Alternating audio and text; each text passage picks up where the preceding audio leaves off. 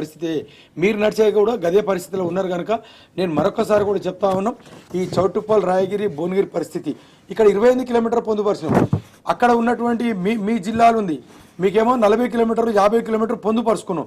అది ఎవరి స్వలాభం కొరకు, బడాబాబుల భూములు కాపాడడానికి, ఇక్కడనేమో చౌటుప్పల్ ప్రాంతంలో కంపెనీ కాపాడడానికి, ఇక్కడ ఉన్నటువంటి సంగారెడ్డి దగ్గర 22 కిలోమీటర్లు తీసుకున్నావు నువ్వు.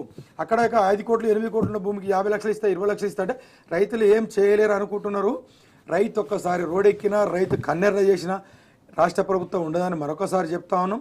మీకు అన్ని విధాలకు కావాలంటే రైతులను సముదాయించు. ఏ విధంగా ఎట్లా నష్టాన్ని పూరించగలుగుతావు, ఎట్లా నష్టాన్ని పూరించగలుగుతావు మీకు అందరికీ తెలుసు. మీరు ప్రతిపక్షంలో ఉన్నప్పుడు మీరు ఎన్ని చెప్పారో మీకే తెలిసి ఉండాలి. ఇప్పుడున్నటువంటి ఎమ్మెల్యేలు, ఇప్పుడున్నటువంటి మంత్రులు, ఇప్పుడున్నటువంటి సీఎం గారు కూడా ప్రతిపక్షాలు ఉన్నారు, ప్రజల్లో తిరిగిరి.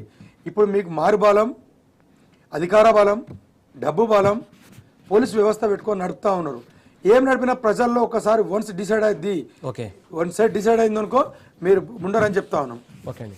వెంకటేష్ గారు, ప్రధానంగా రంగారెడ్డి, వికారాబాద్ జిల్లాలో కొంత అసైన్డ్ కాదు, 1000 ఎకరాల అసైన్డ్ భూమికి కూడా ఇందులో ఎసరా పెట్టే ప్రయత్నం జరుగుతుందని కొంత ఉన్నది, నిజమేనా?